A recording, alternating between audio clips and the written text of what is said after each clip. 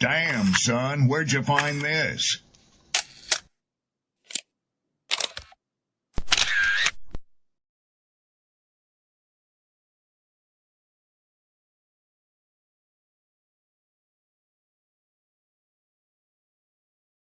Who taught you to hate the texture of your hair?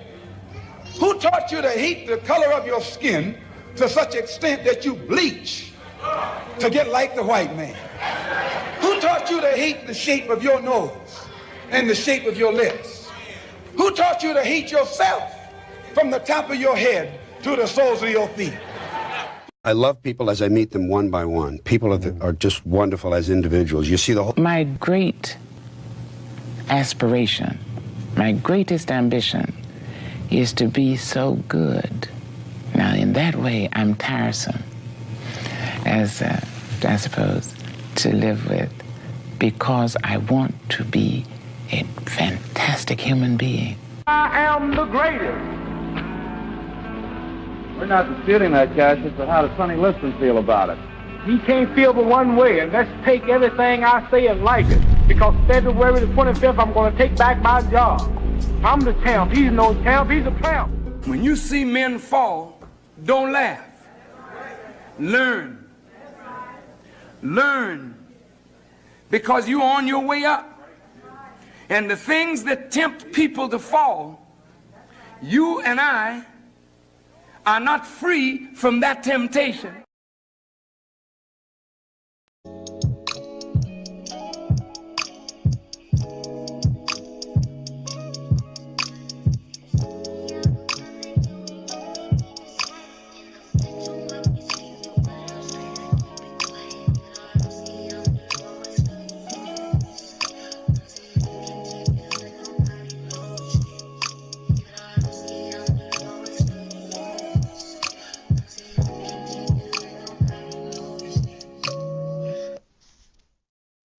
Yo, yo, yo, yo, what up, what up, what up, what up, what up, people?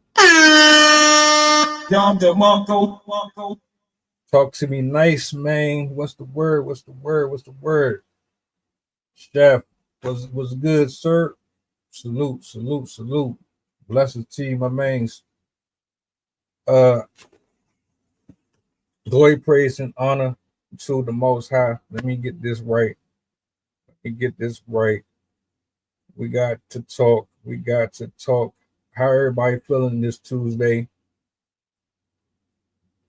Hope well. Hope the week has been good to you and whatnot.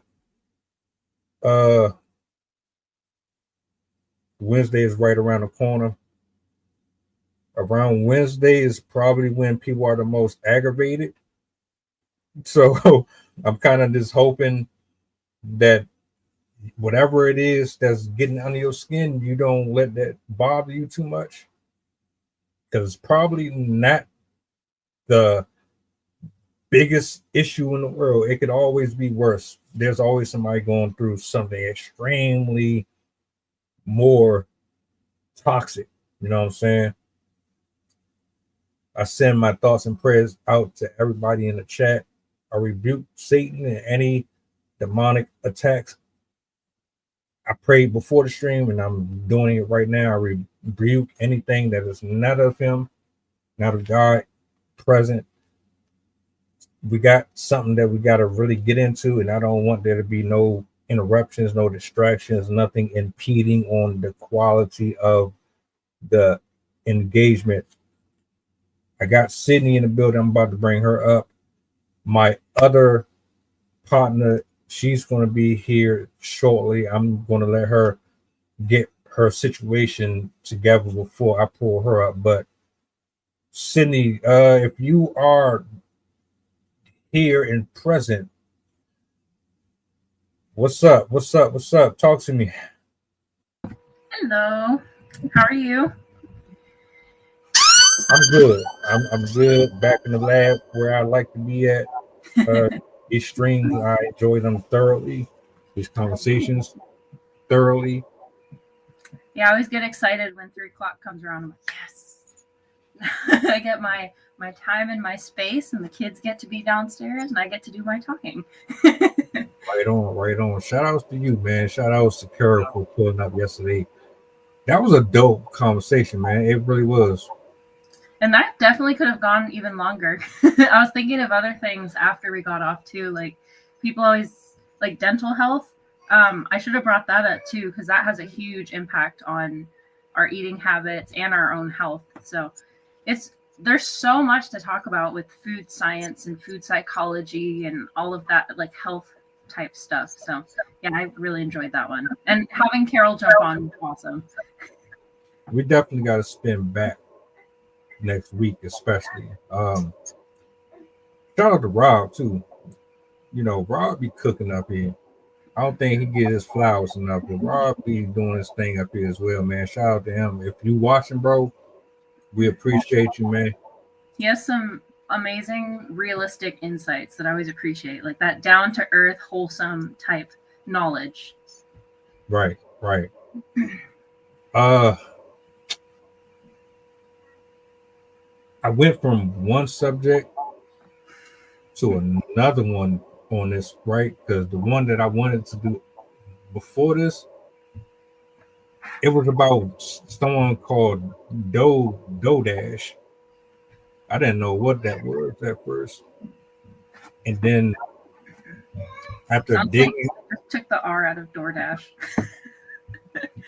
pretty much.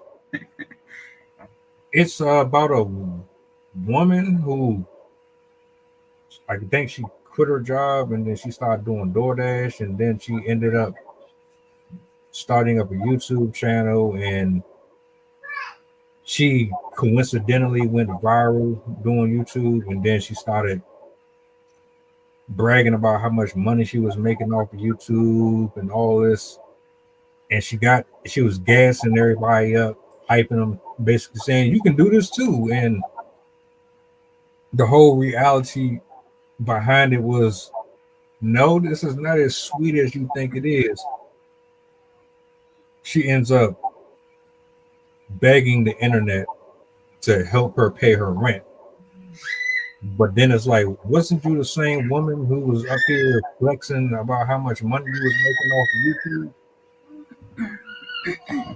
It's very common, I've noticed. There's a lot of influencers that make it look like they have a lot of money because they're getting free stuff from companies that are desperate to get visual on their products.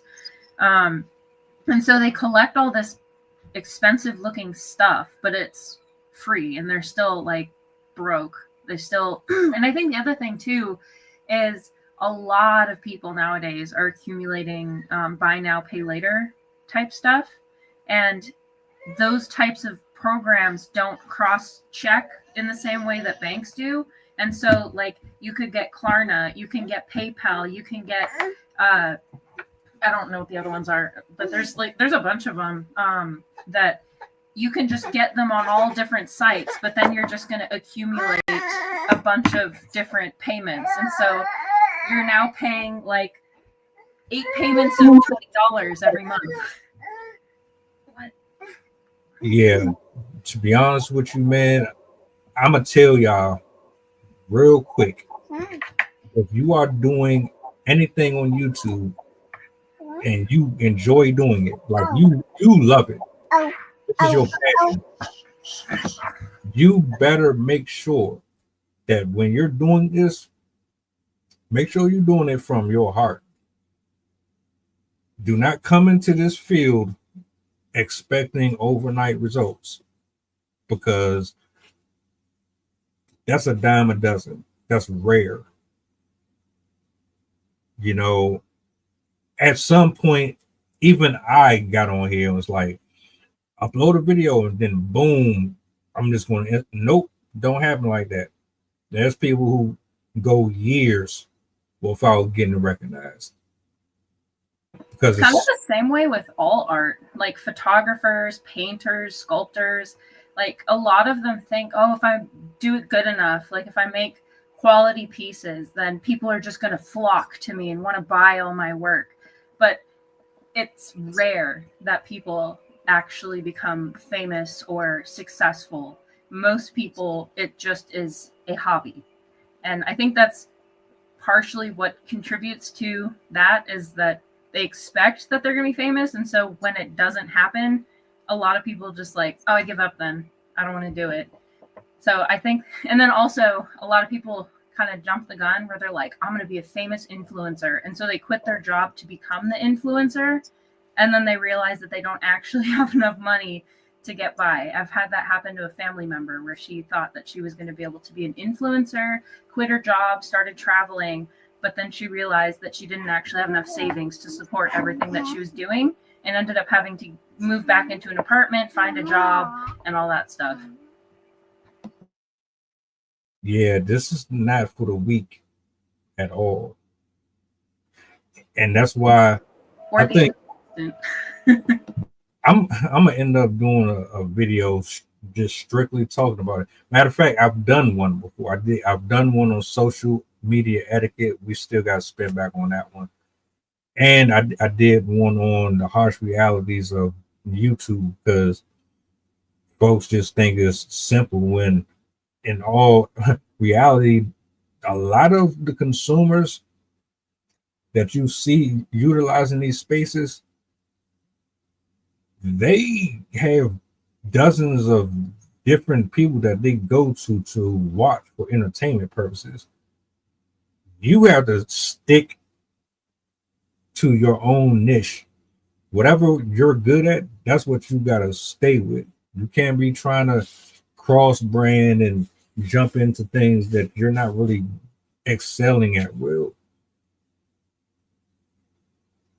Not to mention, if you're doing this by yourself, shout out to Chef. If you're doing this by yourself, that is a whole entirely different world. As much as I would like to do this and have a crew, like a solid crew, I'm gonna tell you something real quick, because we haven't even gotten to the actual topic yet. I've been on YouTube over accumulation of 15, 16 years, all right? This is my second YouTube channel. I took the other one down for personal reasons. I was pretty much done with social media. But in 2019, I decided to come back to social media, because my whole thing was I only live one time. I don't have anything outside of working 9 to 5s, and nobody on them jobs are going to give a shit about how good of a workout was. They don't care if I did overtime. They don't care if I cleaned toilets well. They don't care if I came in early and stayed late. They don't care about that, because as soon as I leave from this job, they're going to replace me. These folks don't really see the value in you. You're not getting a jersey hung up from the ceiling. You're not about to get banners and pictures of you put in cobblestone in the main entrance of the lobby. You're not getting that. So it was like, all right, I still love poetry. I still love talking with people. I enjoyed doing virtual open mics. I came back, COVID hit. COVID put me in a place where I started getting comfortable in front of the camera more. I started talking to different people from Instagram and so on and so forth. And then something said, why don't you jump into the podcasting thing?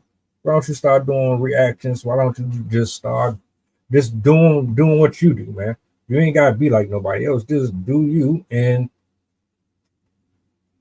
that's what I did. And from 2019 to now, I'm telling you, it's not easy, brother. Whoever you are out there watching, it's not easy. I don't think the viewers put enough respect on content creators. Some people have it easy. Some people got to go through hell to get what they get. So I'll stop right there for now, but I just wanted to throw that out here. This is not brand new to me. I've been around for a while. I done seen people get backstabbed. I done seen people be unreliable. I done had people walk out on my streams live. I've had people try to, destroy my reputation off stream on social media. I done been through all of it. So I still remember one of the first streams I was on. There was some guy that went on a tirade about, I forgot what it was about, but I just remember he was yelling and I was sitting there like, is this how it always is? yeah, it's funny you brought that up because I just had a conversation with someone and I'm like, bro, you telling me that I need to work it out with him off camera. He said F you to everybody on the stream. He crashed out on the stream over just disagreements. We were just talking.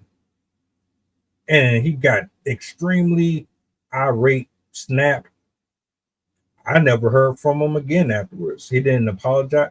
Matter of fact, he did apologize. Or did he? I don't remember. My whole thing was once you do that, I can't work with nobody like that. And I've had stuff like this happen a lot.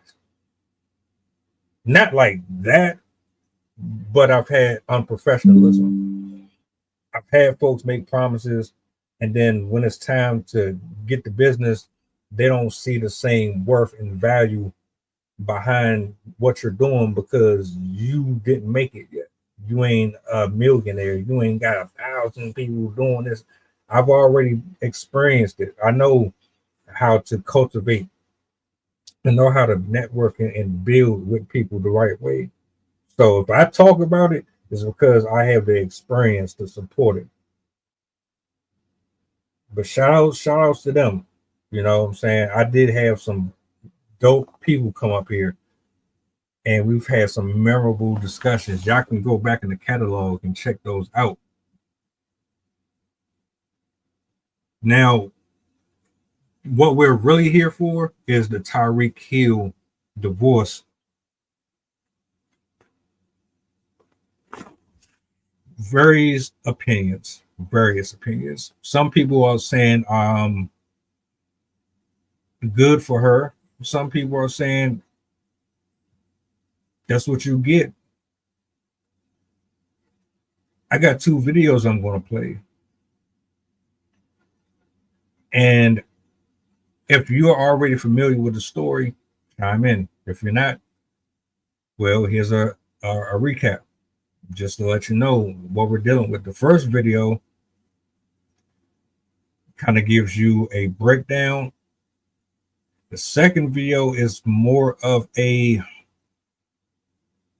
live visual of what's happening with the stepmom or the mother-in-law is on the 911 call because of alleged domestic abuse inside of the property.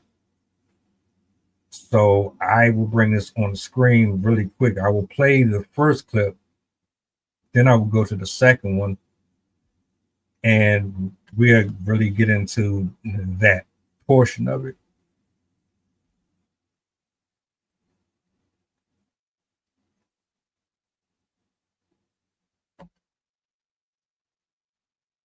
You're looking at exclusive video of Tyreek Hill on the balcony of his Sunny Isles condo Monday as police are responding.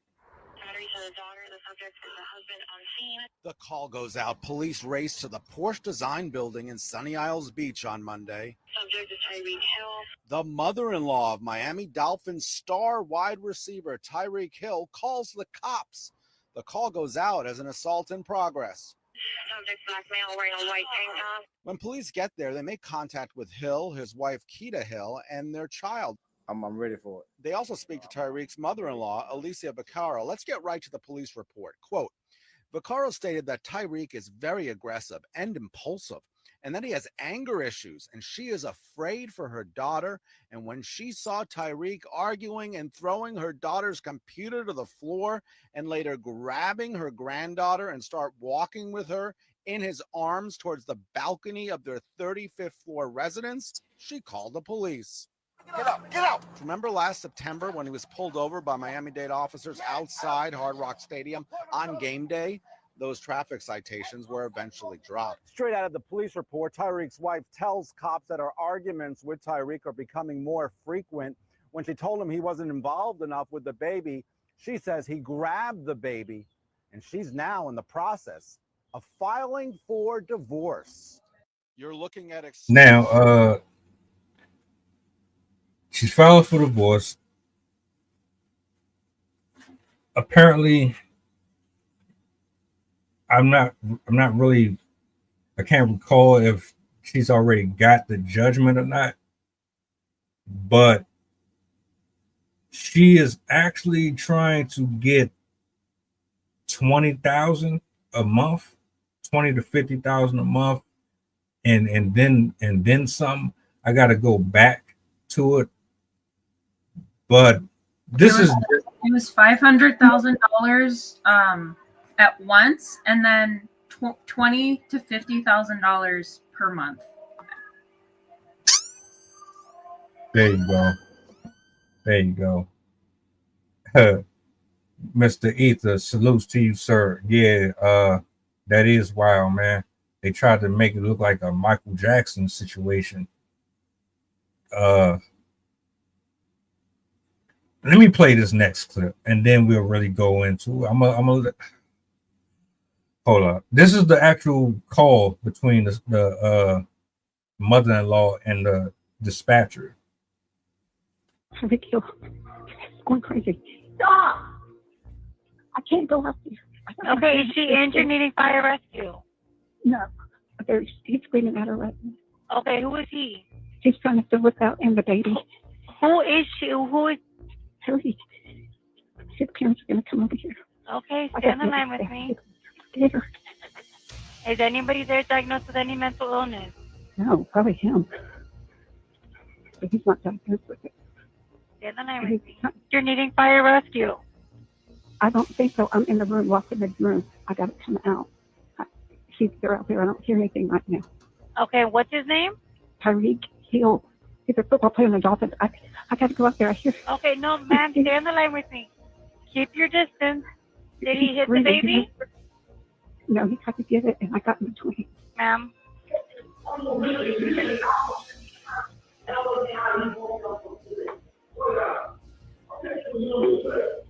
Please do something. Ma'am, as fast as they can, okay? Stay on the line with me. I'm going to go get her and bring her in the room. But they're in the other room. Can I go get? I'm going to stay on the line with you until the police get I'll leave it. Okay, I'll leave it for you. The baby's in there. He's talking about cooking something to us. What was that? He has the baby in here. So he'll kill us for the baby. Oh my God. What if he throws it over the rail or something? Who's going to? Because they were high up. I'm scared.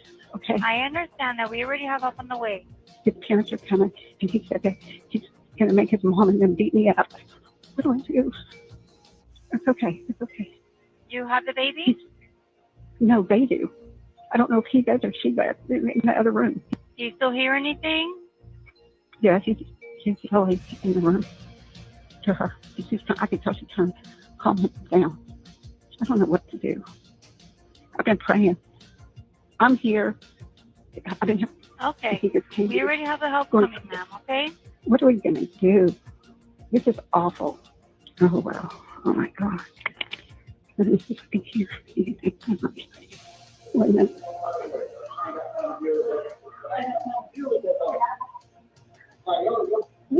No, you did it. You're me. You're me. I am. Ma'am, don't intervene with him, ma'am. He has the baby. You're not going to do this. You don't push me. You push me in my video. Yes, he did. He's crazy. Now they're blaming me for calling the police. They might okay. try to beat me up. You did right. So he's like trying to calm it down because he knows he's going to lose his career over this. I mean, where are y'all? Girl, I'm so scared. Ma'am, just stay on the line with me. They're going as fast as they can, okay? Okay, this is awful. What is going on right now, ma'am? He's yelling about the baby because I called the police. Now he's trying to calm me because he thinks y'all can hear him. He didn't know I had called I'm not coming out of this room. He's trying to get me to come out the room and probably no telling. His family's here now. There's the family's here, and they're saying if there's anybody got any proof, there ain't no proof. They're all here now. The family. Where's the police? His family got here before y'all did. You said, hold on. You said, I want to put my baby on the ballot. You said, I want to put my baby. I didn't say never stolen that baby. Yo. Ma'am, I'm is not that going the to go police? there. I'm not going to all this. I did. Do I hang up now?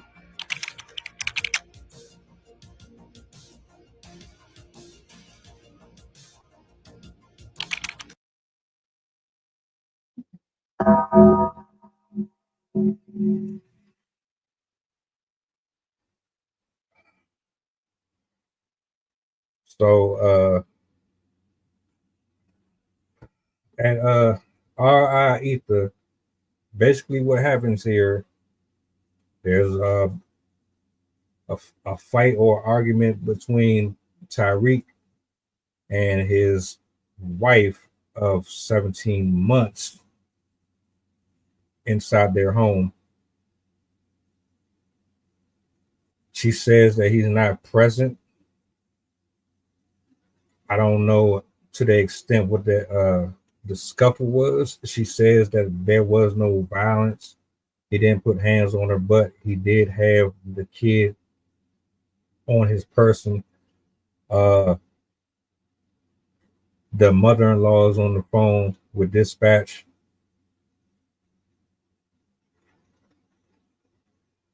It was a mess. It was a mess. She sounded scared. She sounded like there was a potential for harm and danger to the child herself.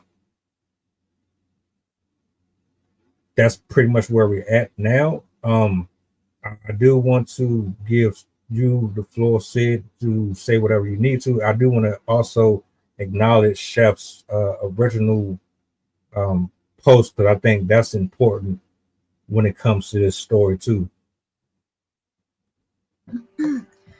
Well, my first thought is I wanted to look at what his history was, and he does have a history of domestic violence. He had one in 2014. He had one in 2019. He had another one in 2023. Another one, there's one in 2024. And then there was that infamous police stop in 2024, which was different. But he's had a number of events. The one from 2014, he assaulted his 20-year-old pregnant girlfriend. Police report said that they got in an argument. He threw her around like a rag doll, punched her in the face, sat on her, and repeatedly punched her in the stomach and choked her. He was dismissed from the football team he was on after that. He pleaded guilty to that one and received 3 years of probation and anger management classes, domestic abuse evaluation, and yeah.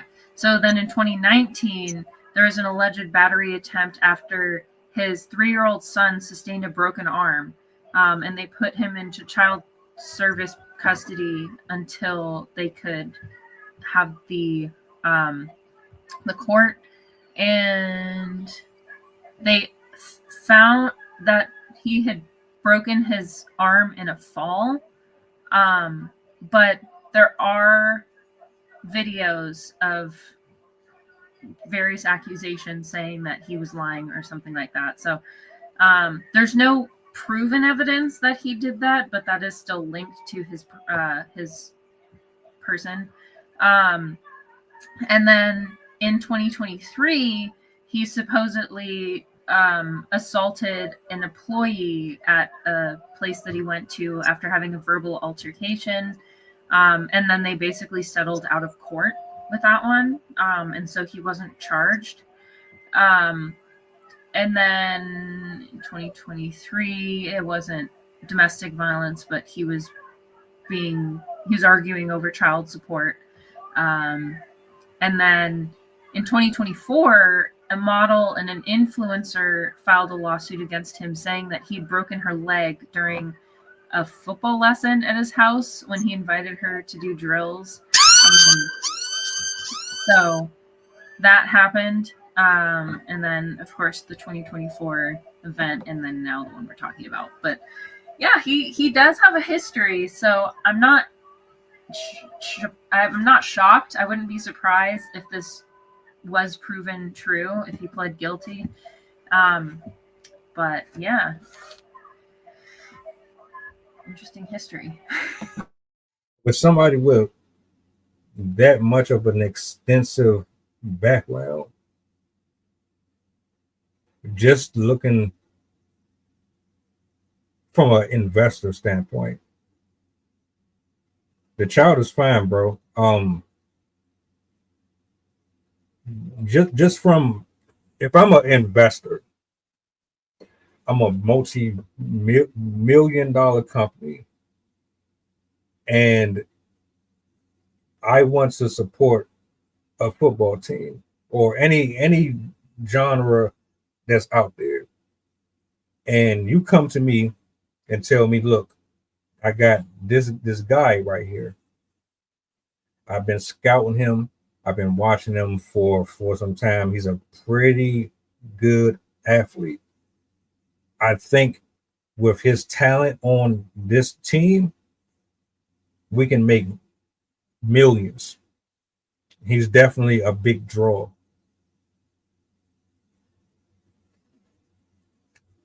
I'm looking at you as we do business, and my question to you is, that sounds good on paper, you know.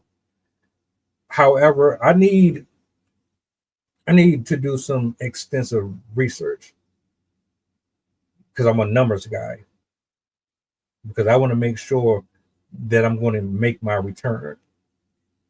If I'm going to be paying you, I got to make sure that I'm getting back out of this what I'm putting out. So I have to make sure that everything is on the up and up. I do not need anything that's going to come back to me that's going to hurt my brand, my company. I do not need drama. I don't need nothing that's going to ruin the reputation of this faculty at all. I see everything that you just laid out. There's no fucking way in the world I'm about to deal with that. You think I want that headache? That's going to cost me more money. And if you're a logical, normal human being, you're not going to want to deal with me either, because you're going to assume that I run business in a shiesty way, or I do things unprofessional. I'm sneaky. I backdoor people. Like, the list goes on and on when you're dealing with folks like this. There's no way in the world I would, even tolerate or entertain someone like that. And the reason why I used it the way that I did is because women,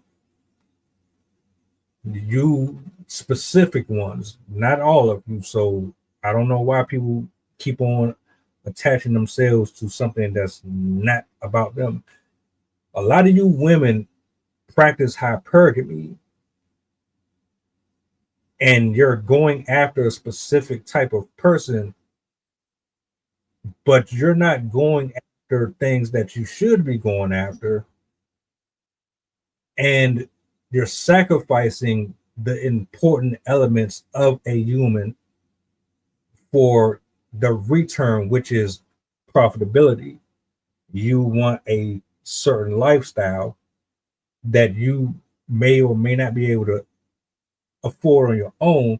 And if that means that you have to give up certain things for that lifestyle, you don't care. You don't think that your safety or your reputation or how you're perceived to the world is really going to matter as long as you are here. Look at me. I got the $20,000, $40,000 Birkin bag. I can fly wherever I want. You can't. Ha ha ha ha ha ha. Look at me. And y'all be flexing and y'all be buying these botched bodies and y'all be selling yourself and your soul for this stuff. And then you ignore everything that you should be focused on. You just completely get away from all of it. And I just don't understand. The fool? Why I gotta be the fool? I don't know why it hasn't registered to nobody yet. Sydney, we're in our late 30s, 40s. Everybody up here are adults.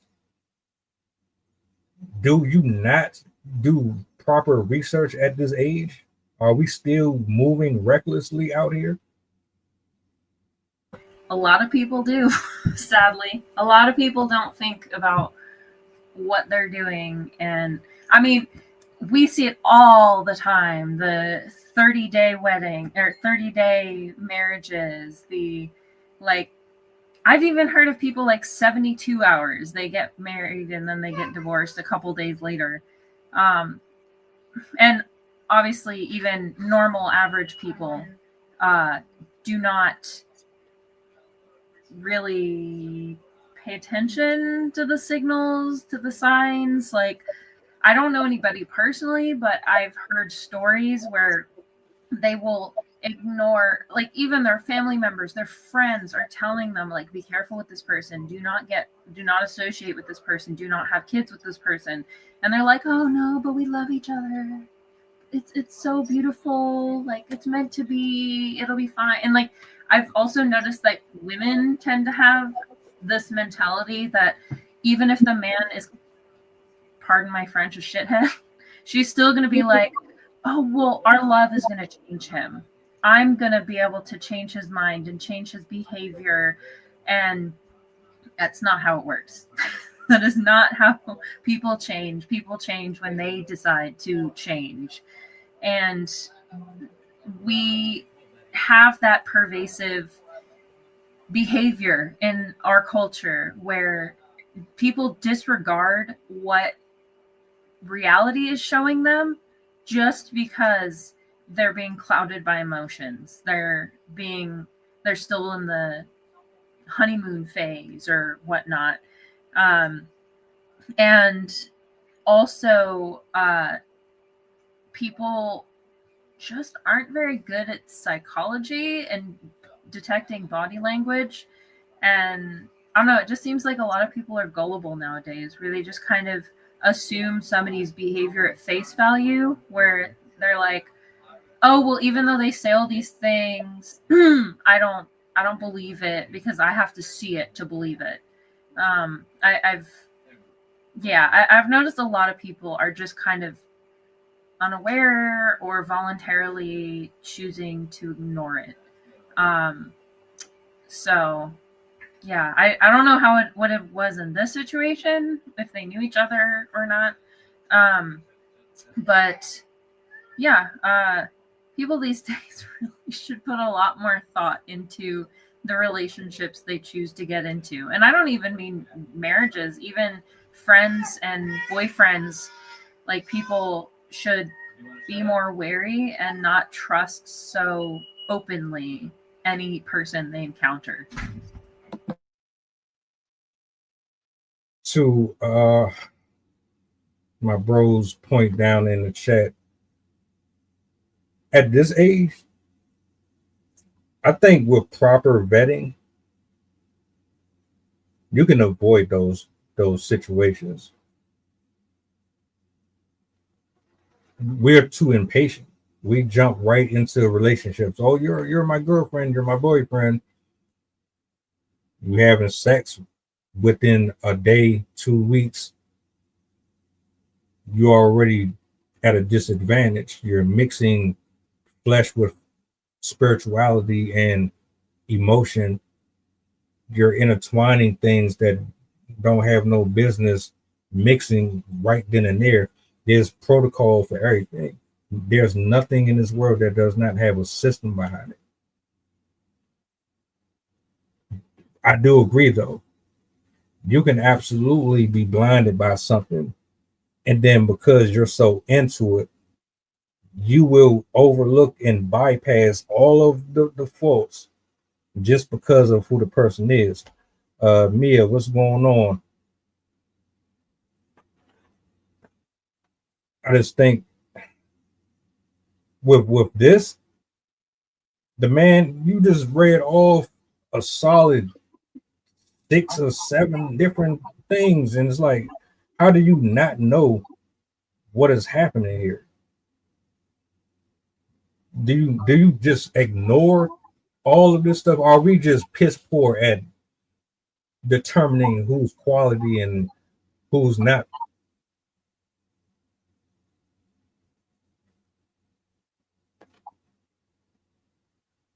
I mean,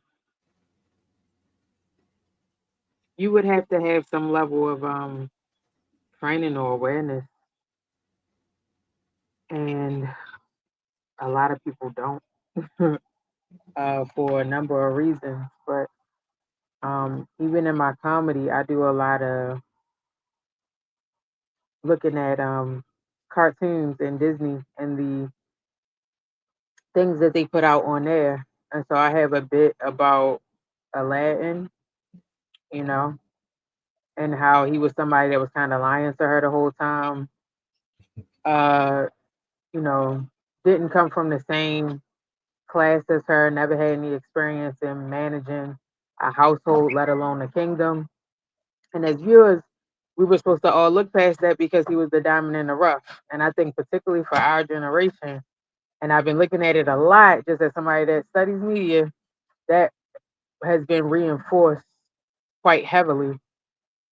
And so if you got everything around you saying give stuff a chance, and that, you know, those our age now, but when we were looking at this as 6, 7, 18, 19, 20, 21 year olds, we're the old witches. You know, when you say be careful, don't do that, maybe you shouldn't deal with that type of person. We're bitter. Uh, wisdom gets critiqued as bitterness, which is really interesting. Or you just talking. So even if you do hear these things, then you kind of reject it when you're a little bit younger. Now, yes, I think once you have certain experiences, you should be aware of certain things. But again, that gets categorized a certain way. You have to have a level of self-confidence and self-assurance in order to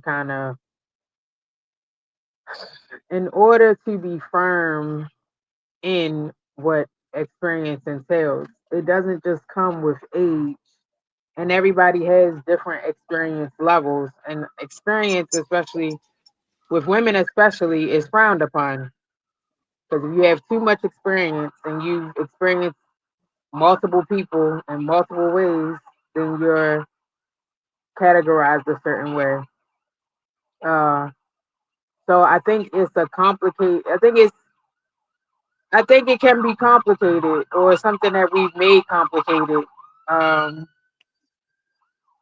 and I think it's one of those things, like if you've ever, and I jumped into the conversation late, so I'm not exactly sure, what is exactly being discussed, but none of these issues are new or unique. Um, and I forgot where I was going with that. I was bringing back to a point. Oh yeah, but if you found yourself in crazy situations, especially crazy or toxic relationships, um, and you don't know anything else, you haven't been exposed to anything else, so you don't have the experience to kind of be able to recognize certain signs, then it's even easier to become susceptible to it. But again, we reward that inexperience, we reward that naivete. Um, and yeah, I don't know.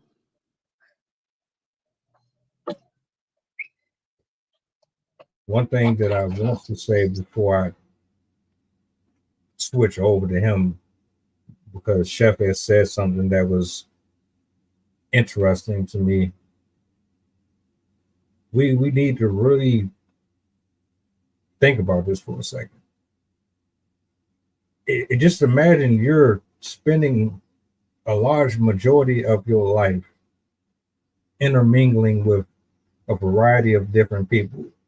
I hit maybe 12 or so. So I'm 12, and inside the household, I see my grandparents going to work, sharing in on the bills. I see them cohabitating cohesively. The way that they argue is significantly different than what I see on TV. And then at 12 years old, in my mind, this is what it's supposed to look like. I don't think about the 50-50 thing. I'm not thinking about red flags and toxicity the same way that I would at 25, 30. I go outside with the neighborhood kids, and the neighborhood kids are out here humping in the alley and behind the bushes at your favorite family member's house or something like that, and you're like, hold up, this don't look right. This is a little different.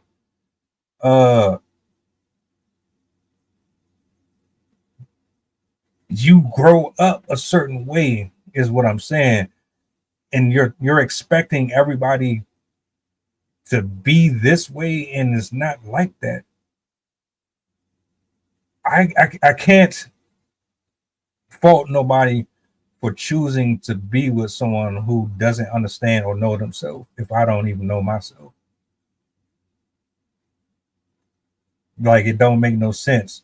Why am I mad at you for being a drug addict or being a abuser or a narcissist or someone who does not know how to financially take care of themselves, when I'm the one who chose to lay down with you and be intimate with you and share in my deepest and darkest secrets?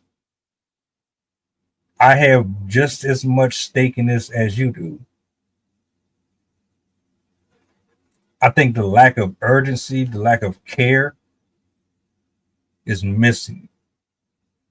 I think that we've become so desensitized to human interaction that has messed our equilibrium up completely. Like, you're out here, we're at a place in 2025 where people associate your tax bracket with stability, with mental and spiritual equilibrium. That's not the word. I'm thinking balance. I'm thinking, when I say evenly or equally yoked, that means that you have God first.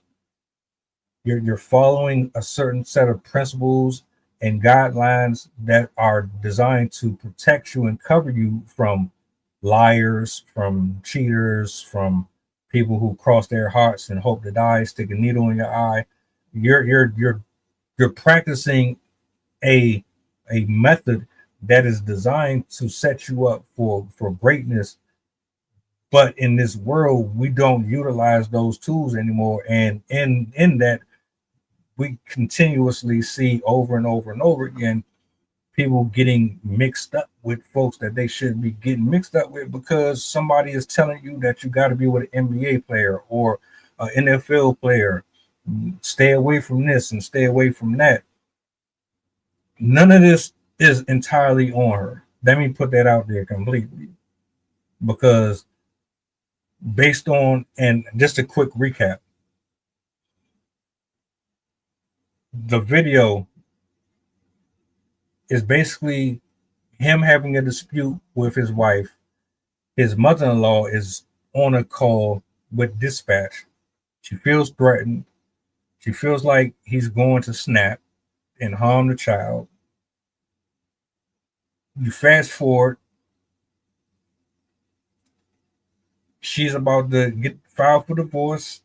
She's about to take him for pretty much whatever she can get, which is a substantial amount of money. and then we're here. Now, Chef has said something about CTE. I'm not really familiar with CTE, but he brought that up. And then there was other things that I wanted to attach to this, but it's all messy. I forgot to mention that he also has to pay for all of her court fees, and he has to buy her a car or compensate her the amount of a car because he's refusing to let her use his fancy car.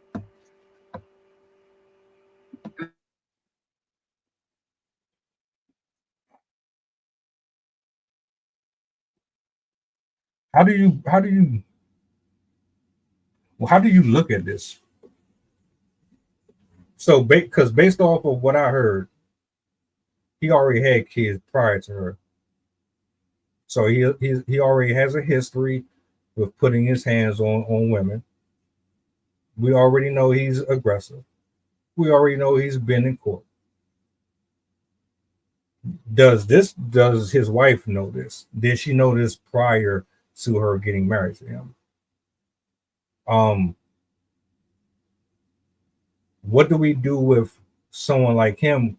He shouldn't even be playing anymore, to be honest with you. He should have been.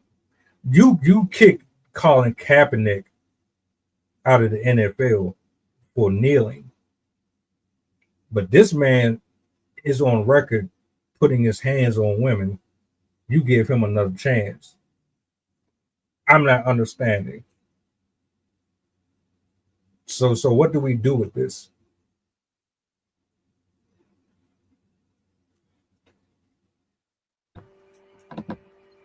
I mean, I think that he's experiencing a level of accountability now for his actions that he probably hasn't for years. You know, whenever he first started, you know, with the past, whether it's 10 years and like the Me Too movement and stuff, people think that there's a lot more consequences for domestic abuse and violence and assault than what there really is. Like there's usually no real consequence at all. And so many of these people are able to keep their position. And the NFL has been historically known for maintaining the careers and keeping the careers of these guys that do these things.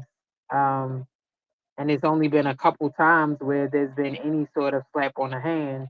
Like you said, you could do like this silent protest and kind of be pushed out, and then people would justify it by saying, you know, we don't really like his gameplay anyway. So if someone is playing good and somebody is making someone millions of dollars and billions of dollars, they don't care about this little girl, you know.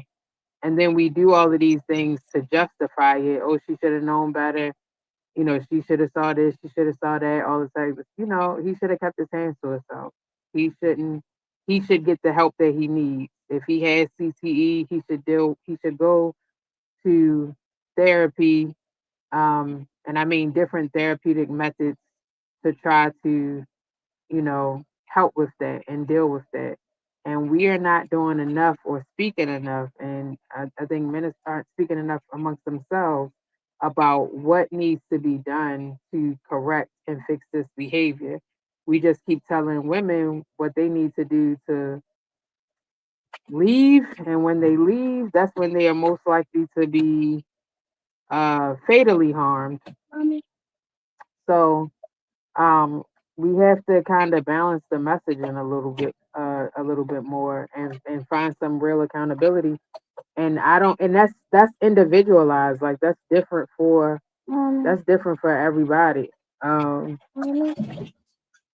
It's not enough to say that they should just get locked up or, you know, get them for all the money. It's always something that makes you think twice about these actions. And for some people, it has to be taken to the extreme, unfortunately. And I think that we need to set up our communities better, to figure out how it doesn't have to go to the extreme, but we have to take it a little bit more seriously And even with all the work that's been done the past couple of years, it's still not taken seriously at all. And I think the pendulum is continuing swinging in the other direction, where it goes back to nobody caring and nobody doing anything in general and protecting the person that's causing the most harm. Said you wanted to say something. I just posted all of her the money that she's being paid. So she's getting over $1 million of just a lump sum, and then on top of that, she's getting basically the same amount that most people get in a year for salary each month. That's crazy. I point the blame at both parties. I blame him, I blame her, and I blame the organization. I blame his team, his friends. Why? Because you know him. You're intimately around him. Even the NFL, who dismissed 2 of his incidents, because the first in 2014, I think it was, he got kicked out. They found out about it and kicked him out of his. It was Oklahoma State dismissed him from the football team after the charges where he beat up his girlfriend. The fact that was proven, and like he even pled guilty to it. First of all, the fact that she disregarded the wife that just got divorced from him, the fact that she completely disregarded that is kind of crazy to me, because if I was with somebody and I found out that they had a domestic assault charge, I would not be continuing that relationship with them. And what else was I going to say? Oh yeah, and I definitely think like the NFL, his team members, the people around him are 100% also to blame, because I mean, we already know how men can be with each other, especially a whole group of them. I know for a fact that they can talk in ways that might condone that type of behavior. So I definitely think that it's the fault of a lot of people. I don't want to blame her for it, because obviously there is no excuse for being treated that way, but I still don't understand how you could just ignore the fact that somebody has this type of history, especially because it's not like, oh, he hid this part of his past and it just got released by the media or something. Like it was hidden and then it came out into the open. Like it's literally on Wikipedia. It's on Google. Like this information is not hidden away behind a paywall and you have to get like police records and stuff. Like it's out in the open. Everyone knows about it.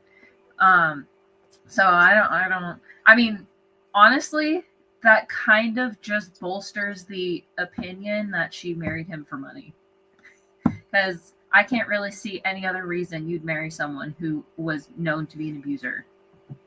Think about how wickedly genius. I got you, man. Think about how wickedly genius you gotta be. You know, and that you just threw me off with that one. I like that curveball.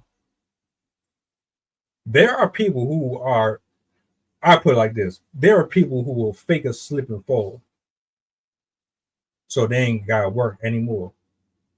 Now, if this is set up, like I've heard of people that have practiced, like they had a whole setup in their house and they would practice how to fall effectively to make it look convincing, but not actually hurt themselves. There's somebody that got arrested for that because she fell like 3 different times, 3 different stores. She sued them because she said there was water on the floor. But in one of the places, they found a video of her like splashing water on the floor, like walking away and then coming back and pretending to fall on it. But the nail in the coffin was when they got a warrant and went to her house. She literally had cushions set up on the floor and a little ladder next to it. So where she was practicing the fall. They might be geniuses, but they might also just be lucky, greedy people. Mia, do you think there's a possibility that this was staged this way, or is it more or less the other way around. We just got two people who shouldn't have even been dealing with each other in the first place. I mean, it's hard to really tell if people are genuinely in love with each other anymore. Like, Yeah, I don't know. My thing is this situation isn't unique to rich people and people that got money. Women end up with abusers, known abusers all the time. You know, there is a if y'all ever watched the show Unbreakable Kimmy Schmidt on Netflix, there's a whole episode about it because the show is an exaggeration. It's a satire. It's funny, it's silly, it's goofy, but ultimately it's about this woman working through her trauma in different ways that women have been traumatized. So she was this mole woman that got kidnapped when she was 12 and then and was told that the earth was ending by this so-called pastor, and then they ended up getting found when she was like 30, and she's rediscovering life, and trying to rebuild her life. And then there's an episode where we find out that she's actually married to that guy, and he's in jail at this point, and a woman had connected with him while he was in prison, and wanted to get married to him. So he was trying to get a divorce from the main character Kimmy so that he could get married to this new woman who only knows him as this guy who kidnapped 12-year-old girls, and Kimmy is trying to stop it, and Kimmy is trying to convince this woman that that's somebody that you're not supposed to be with. And this woman is convinced that she's supposed to be with that person, and that released me from trying to do the same thing. I think I was in a similar situation at the time, and I was trying to tell somebody like, no, I didn't know, but now you can know. And they did not care. But one of the reasons why they didn't care is because I was already painted as the crazy person. The way that we're trying to paint this woman, she just doing it for money. She just bitter, it was fake from the beginning, blah, blah, blah, blah, blah. That's one of the ways that we enable abusers and abuse. So as somebody that meets the nice version of this guy, because abusive people are not mean or abusive all the time. Even if they abuse you consistently, they might only abuse you honestly maybe 3 or 4 times in that year. You know what I mean? Which is not only, it's still terrible. So you meet the nice guy. You meet the guy who's now whining and dining you, taking you out. You're getting their vulnerable side where he, talk about his grandma died or something, whatever. I don't know. And then you're with the bad things you heard about them, because they're already telling you, with me being famous, women target me. They were actually lying. I just pled guilty because I didn't want it to be a bigger thing than what it was. I didn't want to go through that struggle. I was being this or that. You know what I mean? You end up believing those lies. And as soon as, because I heard you guys say something about like people divorcing quickly, I think people are starting to wake up, and instead of after the first time just like, oh, this was just a mistake, it just happened, and waiting for a second time, they just shutting it down right then and there, because a lot of times people like that don't show their true colors until they feel like they got you locked in. So I got a friend who got married, and like a week later she was already getting a divorce, because literally that week she had found out maybe it was another woman the whole time, or like he had gone on vacation and said it was a work trip and was cheating, and instead of working through it, she decided to leave right then and there because she was older at the time. You know what I mean? And so that's what I mean when I say that, like, people who do make these different decisions and do make wiser decisions are often called either, not working through it, or they are bitter, or they're this and that, when they're doing exactly what they're telling you to do. And there's so many ways to extort men for money. You do not have to marry them and set up an abuse like fake. She could have been a stripper and just worked at the club and got $100,000 from guys like that. You know what I mean? It's not it's not that hard, And I think that you know, again, particularly our age range, we grew up, you know, especially, you know, with all the stuff that's coming out about a lot of people in Hollywood and stuff, we grew up being groomed by these people. We grew up being systematically groomed by abusers and to create all these narratives. I'm not going to say there's people that don't do like fake reports and stuff, but that is less than 2% of the reality. There's so much worse press, attention, and lack of opportunity come when you speak out and you call this stuff out. It's not a cash grab like people have made it out to be. And we don't know their finances. We don't know his finances. So we don't know what she had access to before this money. It looked like big money to us, but that could be pennies to her. You know what I mean? That's one like little deal. We don't know her background. I don't know if you guys research her background. I don't know if she comes from a wealthy background where she's already accustomed to certain things. What I do know is before I knew anything about the situation and I saw them saying it's a big money payout, I knew that he must have did something really bad, because a lot of times when you see that, it's because it's cheaper to do that than it is to lose your whole career with the truth. So I don't know. I think we should be, you know, careful. Because a lot of times when we speak on these things, we got to realize the people that are listening to us are people who may be going through the same situation. And a lot of times, you know, certain narratives will keep them quiet and will keep them in the situation. And that's another side of, you know, this whole experience. And yeah, the whole experience and how these particular things tend to play out. I looked into her history, so it looks like she's self-made, because it said she was born and raised in Florida and is a tech entrepreneur. She graduated from the University of Miami in 2019 with a degree in entrepreneurship and marketing, and she set up a fitness app called OwnFlow. She also launched Investassess, an app that helps startups find investors. She also has 3 additional apps that she created called Currency, Kita, and Wave Partners. And she's also been in a few docu-series. So I couldn't find anything on her family, but it sounds like that she mostly made her own wealth, and had kind of independently created herself, you know. Also, I think somebody mentioned CTE. I do find that kind of interesting. For those of you that don't know what a CTE is, it's chronic traumatic encephalopathy, which is a neurodegenerative disease that is caused by repeated impacts to the head. And it's very, very common with football players, because of, you know, all the stuff you do in football. And it's very common for long-time football players, particularly in the NFL or like high caliber, to start having neurological impacts over time. Also, fighters can have it.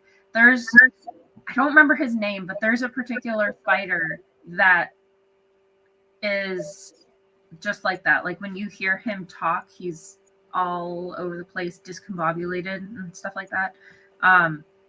So it would be interesting. I mean, granted, we don't have any evidence that he was experiencing a decline in his behavior and his ability to function, but it would be an interesting theory that it is affecting him that way, and that he does have some brain trauma from what he's doing. But obviously we won't really know for sure until like he gets older and we start to see the impacts firsthand. But it would be interesting if that was an impact. But yeah, we obviously that one we can't really prove, but it is an interesting idea. I want to acknowledge one thing first and foremost. Abuse is abuse. It doesn't really matter who it's coming from. I take it very serious. I wasn't raised to be biased to it. I wasn't raised to pick sides. If you're wrong, you're wrong. You know,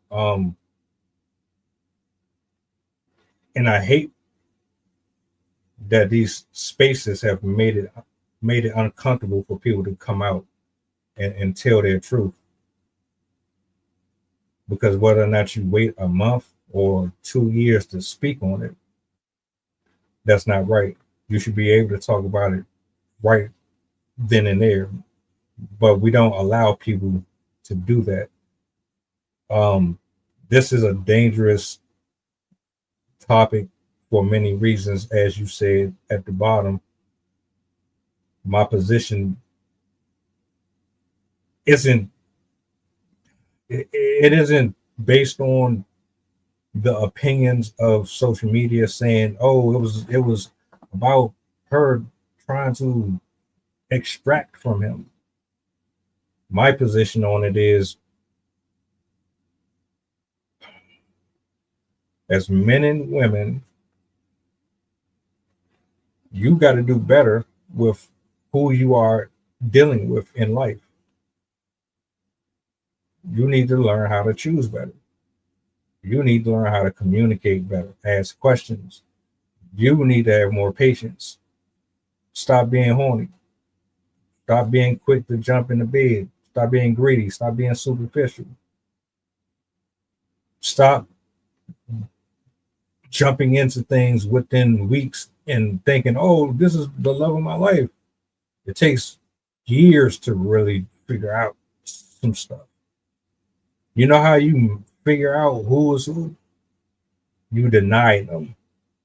Deny them of their innate needs and their innate desires, and see how far they are willing to go with you before you decide to open up to them in ways that only a husband or a wife is supposed to.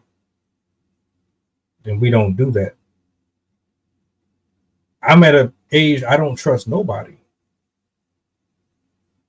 I will talk to you for years before I decide whether or not you are a friend or not. Because friends don't even know what being friends are. People don't know how to do business. People don't know how to decipher context. You don't know what it's like to be in a healthy anything. You ain't even healed. Folks are still broken, pretending to be healed. And I know you're not healed because I see indications of trauma come out every so often through communications. But see, you would only know how to figure that out if you did the work on yourself personally. And in this situation, I do blame everybody involved here, because if you went to college, you got these degrees and you doing all this good stuff, and you're independent and blah blah blah, all that bull y'all be saying out y'all mouth, and you're more social and you're more emotionally advanced than men are, then this should be this shouldn't be hard for you. But you know why? You know why most people always end up with the type of people that they end up with? Because you are lustful, because you're looking at things in them based off of physical appearance and aesthetics. Oh, he's a smooth talker. He knows how to whisper in your ear and say things that normal people would say. You would think it's corny. Don't blush. Damn it, he has so much sauce. You know who you are. The person could be unattractive, but if you know how to talk to you, he can get your number. If he got enough money, he can get you to compromise. Y'all be attracted to the wrong stuff, and that goes for dudes too. Dudes be chasing after a nice body and think that the nice body comes attached with a great personality, traditional values, etc., etc., etc. Y'all just be going. We do it to ourselves. The common denominator here is we do it to ourselves. I blame the organization because they didn't get him the help that he needs. I blame his friends because they ain't check him. I blame his family because they ain't check him.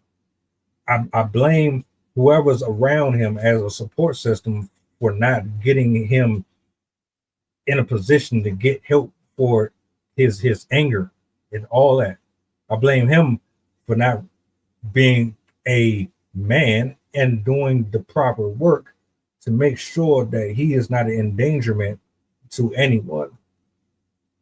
You have a reputation that you can't get rid of now. And if I was a parent, me being a parent, I would have already known who the fuck you are.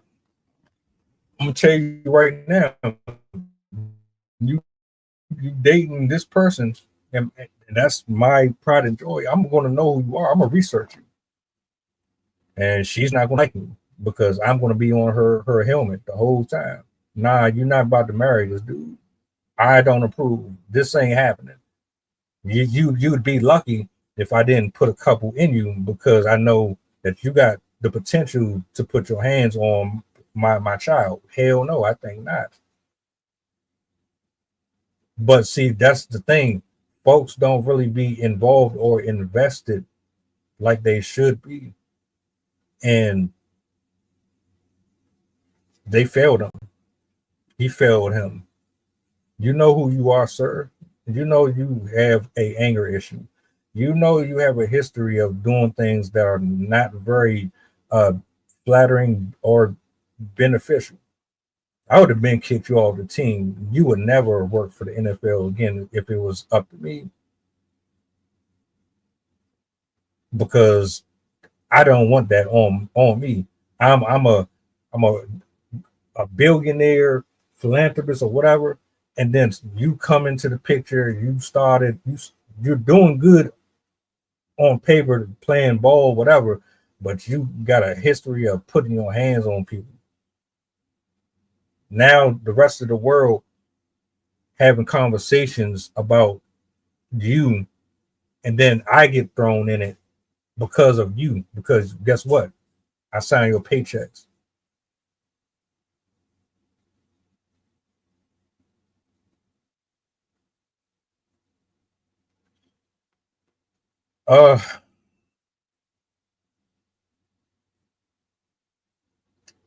My last question, I guess.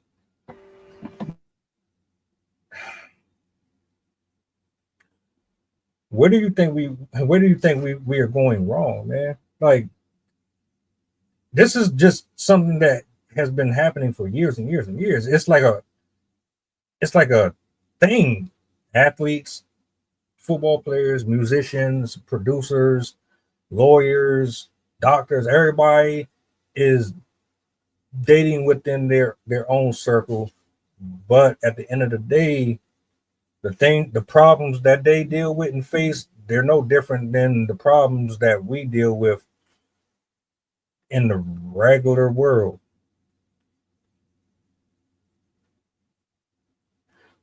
Where are we going wrong here?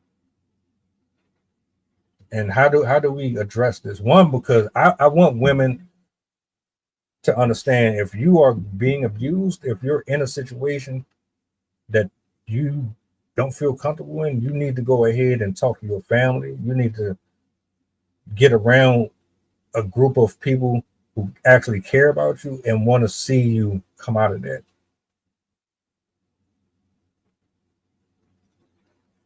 I think sometimes, and I have to address this too, I don't want this to seem like we're picking sides. I'm not picking nobody's side. I think everybody here to some extent is in the wrong. But to highlight abuse is not a joke. It's not funny. It's not cute. To even put that on somebody is not funny. But it's real, and it's reality. The governor of Florida even made light of it. He in a statement said he still likes him as a player and still thinks he's an amazing football player. Oh, also, just a side note, I was reading this in their history. So in 2024, their baby accidentally set their house on fire because it got a hold of a lighter and was playing with it. I just thought that was kind of funny because I was like, wow, is that an indication of like you're not paying attention? Is that what's happening here? Because how do you not notice your baby starting a fire in your house? Yeah.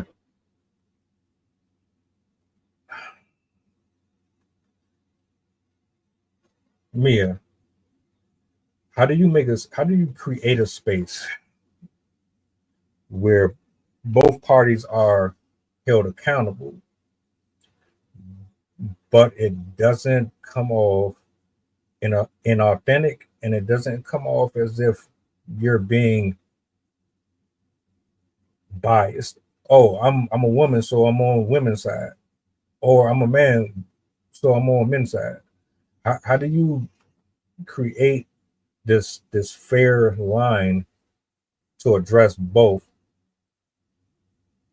and present it to people? Like we're doing it now, but some people still will leave here and point the finger 1000% on one person. I can't do that. I can never. It's only but certain situations where I can say, "Yep, that nigga did it." Excuse my language, but in most cases, we're grown. You ain't no child, so there's no way I'm about to sit up here and pacify you. I don't care how good you look. I don't care what family you were brought up in. I don't care if you were Donald Trump or whoever. You have equal role in this too, and I don't care who gets offended.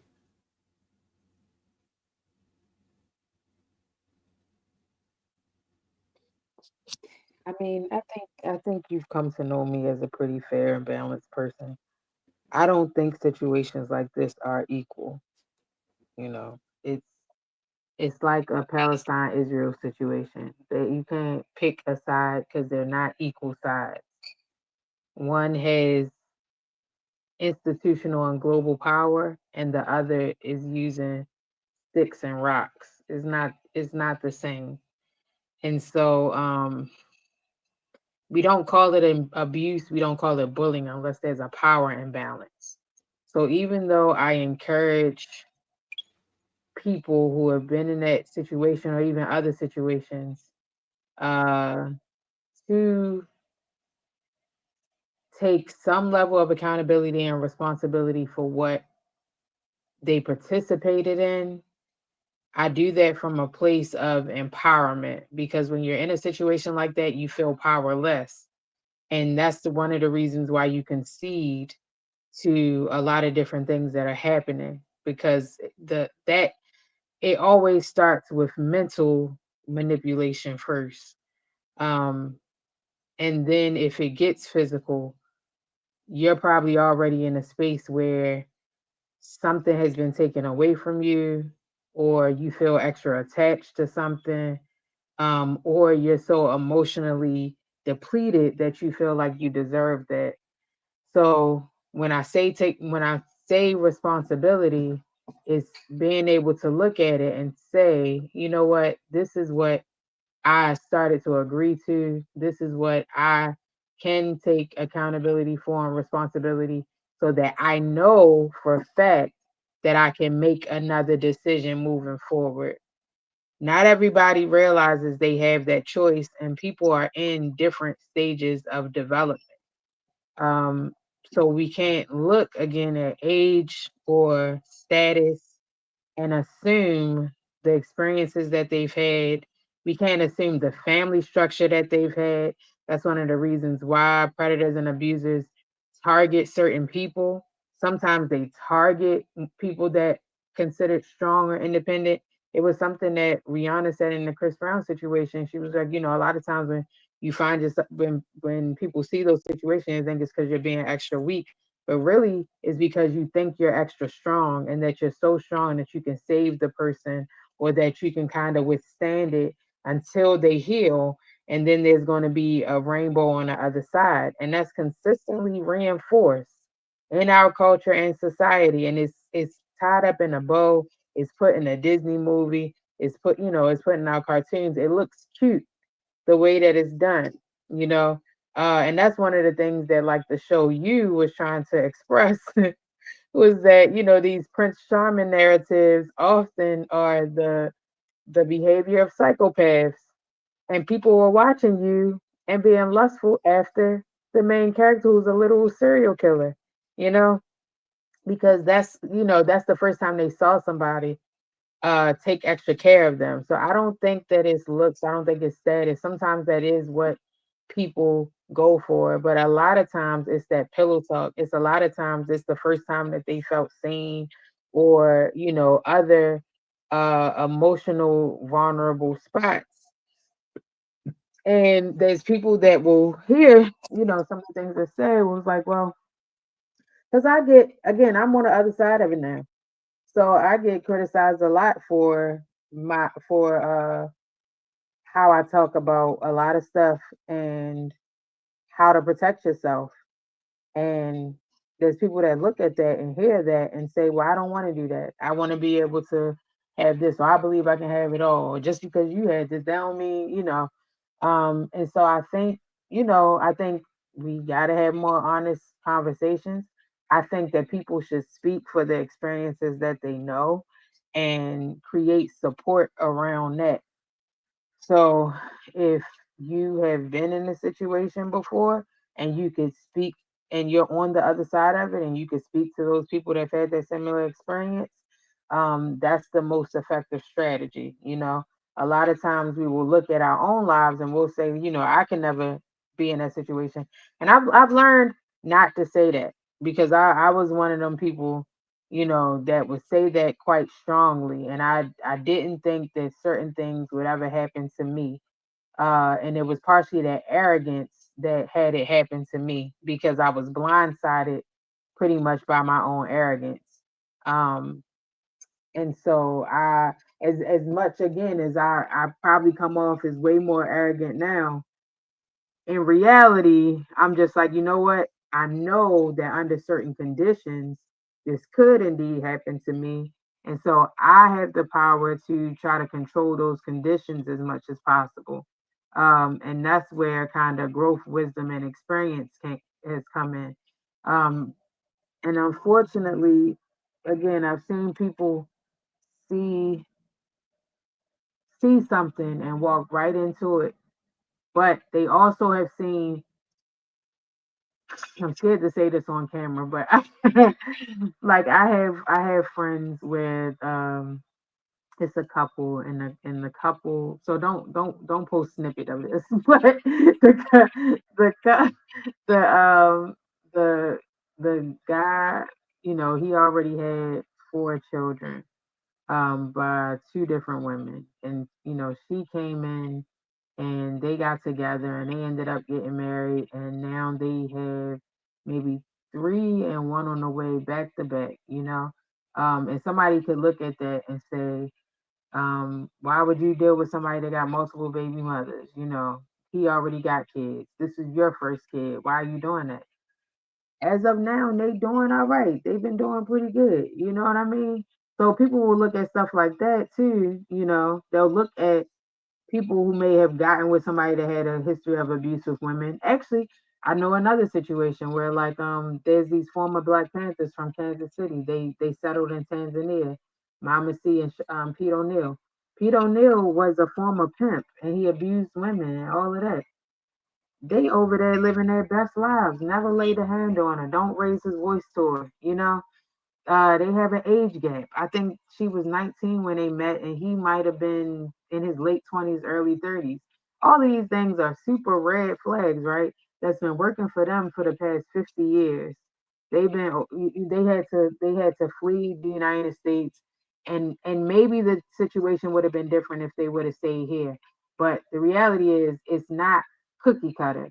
So we got to kind of dig a little bit deeper, create some grade and nuance, and personalize it. That comes into that accountability piece.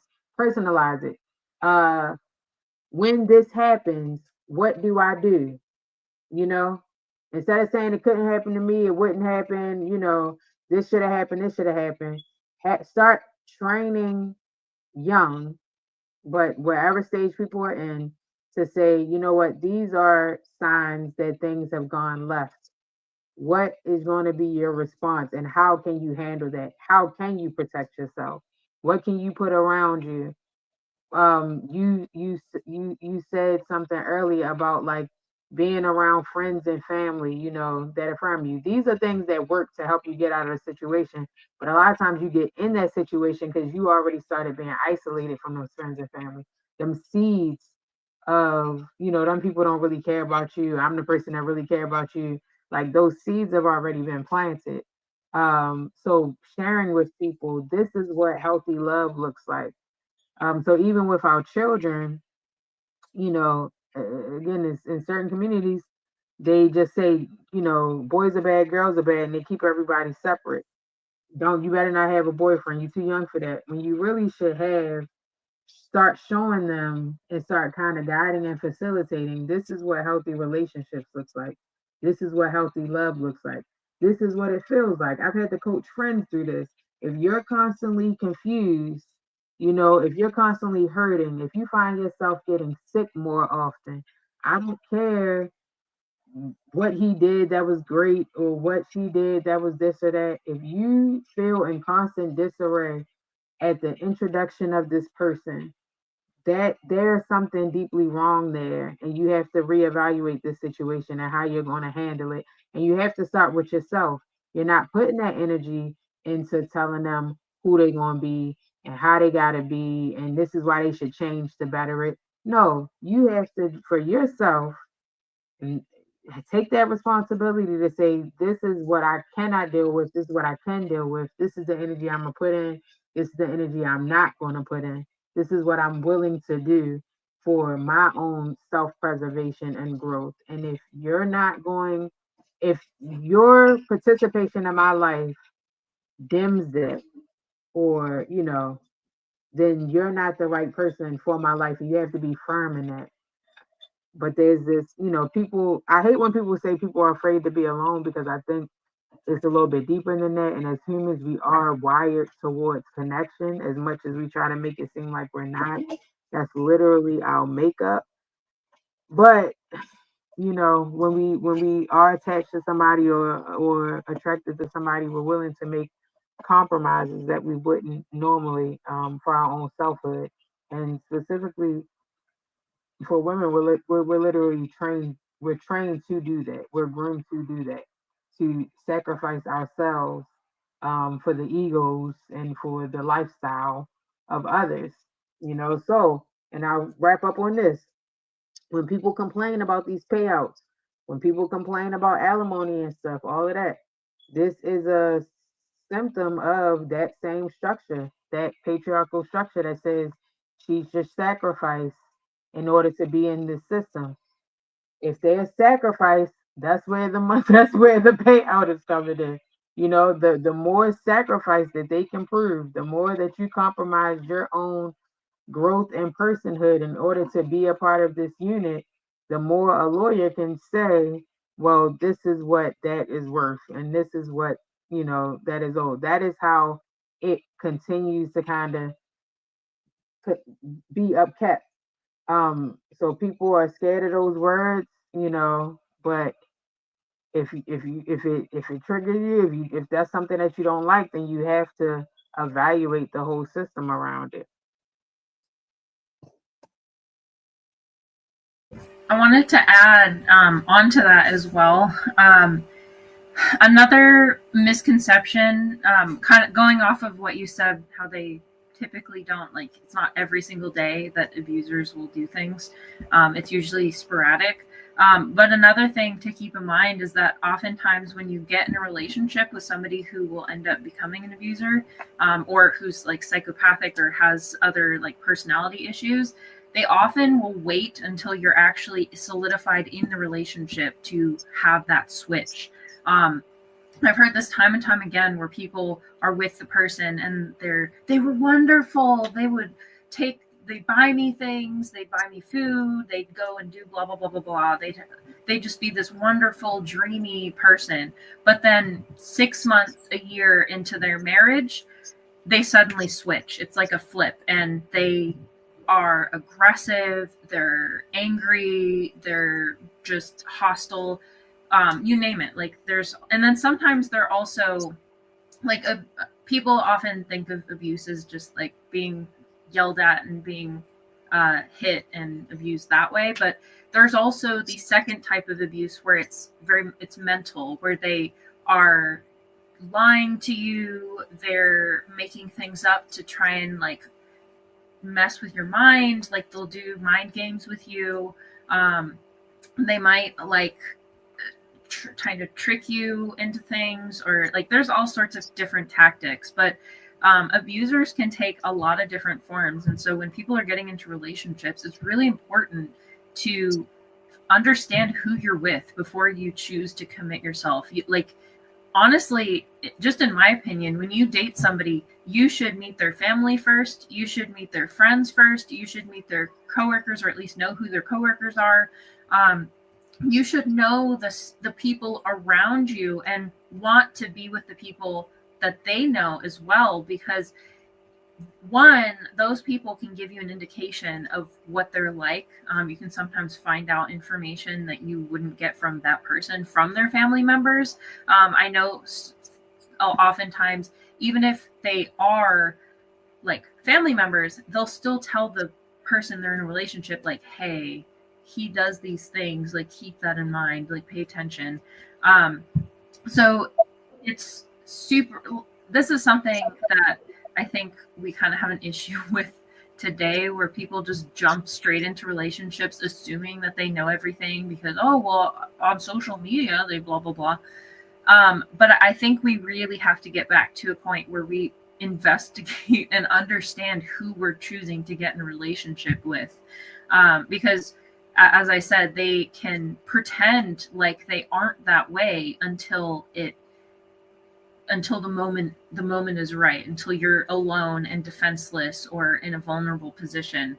And additionally, people that are abusive tend to show themselves in front of everyone else in public, to family members, to friends, as if they're the perfect husband, the perfect dreamy relationship. They'll make it seem like to everyone around them that there's nothing wrong. And then it's also has the effect on making the person they're in a relationship with second guess the things that they're experiencing. It can make people go, oh, well, he was just angry that one time, so it's fine. Like, I know he hit me, but he's not going to do that again. And that type of behavior of hiding and making it seem like you're actually a good person in front of everyone else, and the also sporadicness of it is unfortunately very effective at making people who are being abused choosing to stay, because they think that it could eventually improve, or it was just a one-time thing. So yeah, that type of behavior is manipulation, hands down. That individual is trying to make her think that either she's wrong about her perceptions of the relationship, or that whatever he's doing isn't that big of a deal. It's super important for parents today, really, to teach their kids about this before people start dating.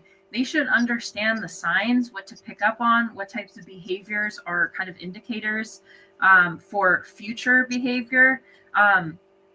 And yeah, so us adults, we need to be wary if we're getting in relationships that even if a person is overly nice, that doesn't mean that they're going to continue to be that way and through the entire time that you know them. But really, we really should be teaching our kids these things, because those young people are really the most vulnerable at getting into these types of relationships. And young people also can find it harder to get out of those situations because they aren't established yet. They don't really have the ability to just get up and move somewhere else. So yeah, I think it's really important that we get it out there. Have, like, we do the same with understanding child abuse. They have a lot of like commercials, advertisements, whatever, talking about like, what do you look for? What are the signs and stuff? And so I think we need to do this more for domestic violence, because I think people kind of, they don't care as much about domestic abuse and violence as they do other types of crimes. Like, people are more worried about like burglary or car theft or murder and stuff like that. People don't really think of domestic abuse or violence as a serious crime, even though unfortunately, as we see, it can very much be a pattern. And even if one wife escapes, the next one might still be a subject. So I think we really do need to have more education on domestic violence, understanding how to identify it, and have more programs to help people who are abusive, because it's linked to trauma. If you do this, it's because you were hurt in the past, likely by your parents or somebody else close to you.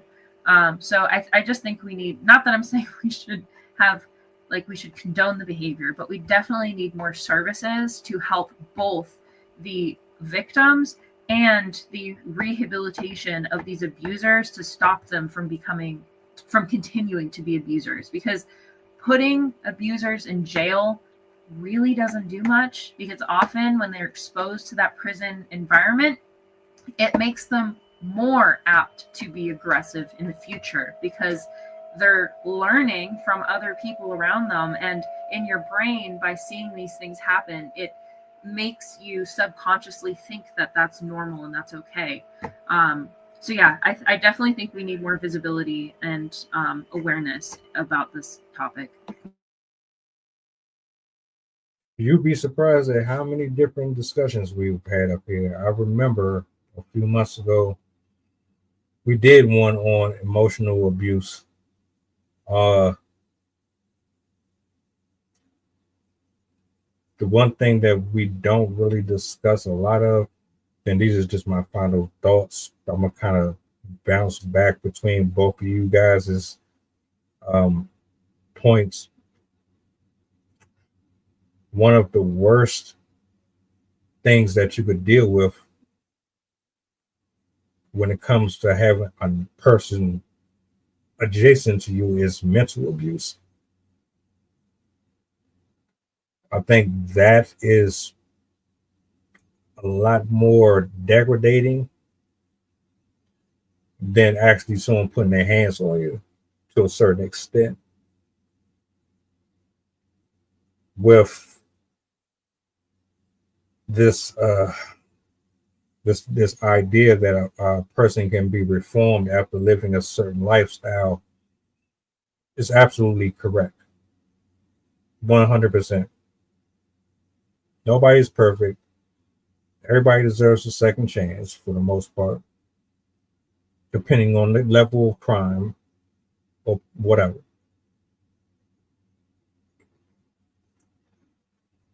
I can see a person who used to be abusive or living a street life turning to God and saying, I want to do things the right way. I get it. And if that's a road that you want to go down, go ahead. To me, that's a minority. I don't think that's a large portion of the world that's moving like that.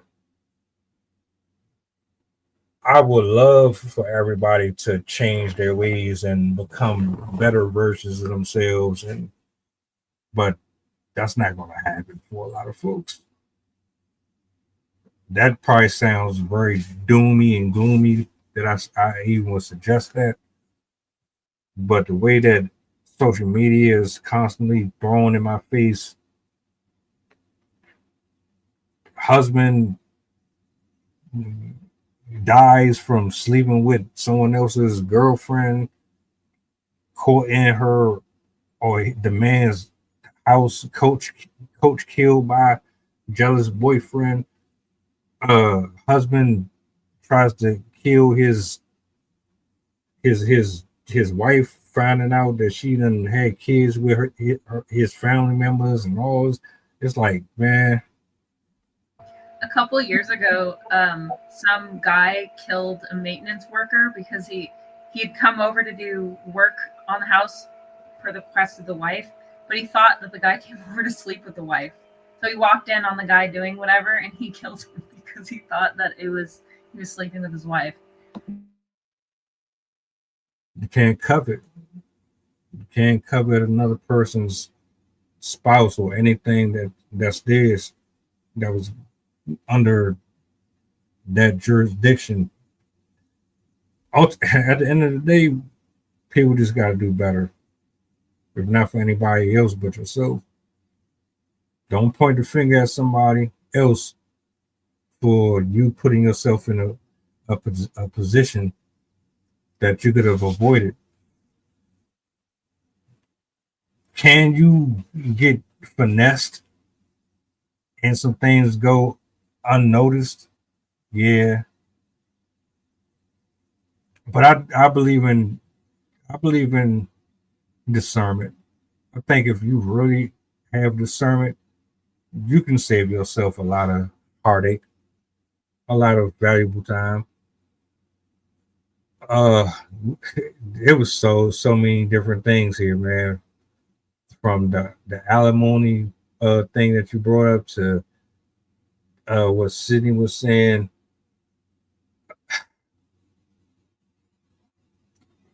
Don't do it if you ain't equipped. If you ain't got the right attachments to go into these situations, don't even do it. Stay out of people's life if you ain't prepared to do what's necessary. I just won't, because I'm looking at, your friends, your family, am I going to get to meet them? I'm looking at all that stuff. I'm going to put together a 10 questions that will prove to eliminate all BS. I will give you 10 questions that will expose a person for who they are. All you need is these 10 questions. You'll know everything you need to know to save you from going down this road with a person.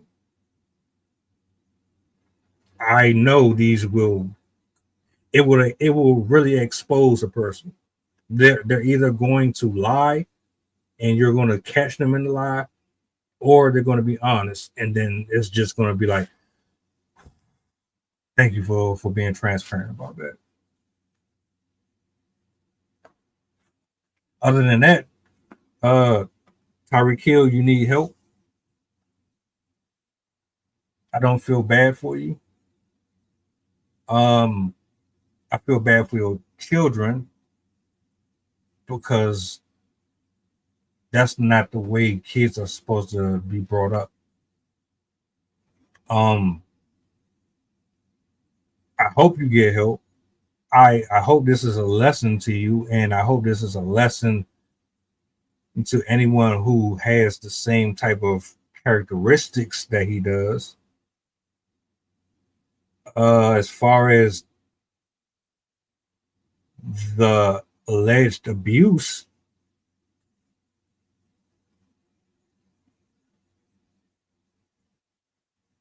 if the abuse was real, I'm gonna say you did well by handling it the way you did. I'm glad you jumped on it. You didn't let him get away with it. And at the same time, moving forward, maybe you should be a little more on cue with who you decide to lay down with. Everything's not what it seems to be. Just because he's an NFL player does not mean that he's going to be a great husband or a great parent. Just because they make millions and millions of dollars does not mean that they're going to be the one to love you in the ways that you need, and vice versa. Because whatever he was doing in his past before her, it clearly didn't work. So, shout outs to Chef. Shout outs to Adrian. Shout outs to R.I. Ether. Shout outs to everybody that pulled up in the building.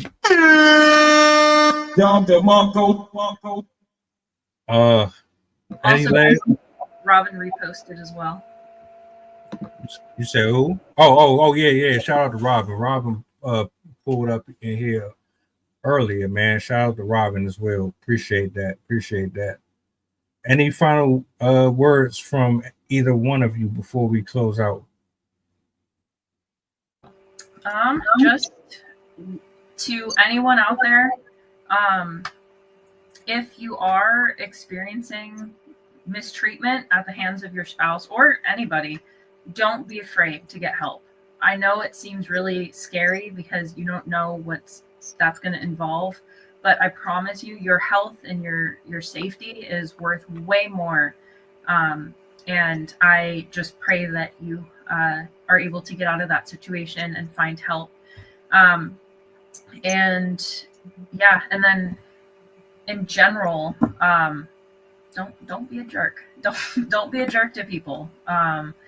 We deal with too much in life to have to also deal with people that care about us mistreating us. So yeah, I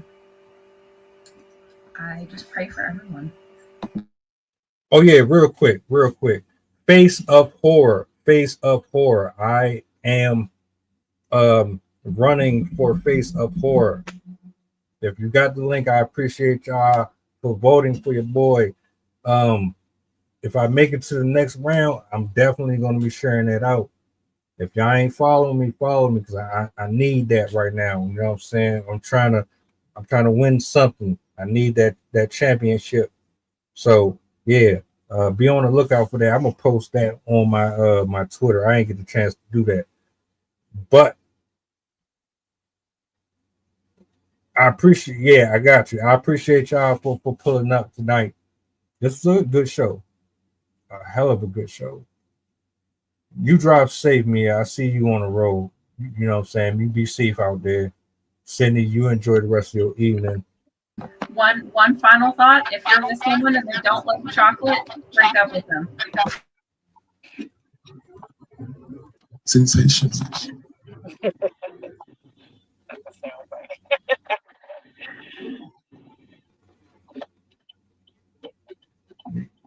All right. Thank you. And it was cool checking in with y'all. Definitely enjoy the rest of your day, the rest of your week. I'm glad you could join us. It's always great hearing your wisdom. Thank you. Good seeing you again. I feel like it's been a while. All right, y'all. We about to get up out of here. Like, share, subscribe to the channel. Before you go, do me a solid. Put your goddamn button back. Appreciate y'all.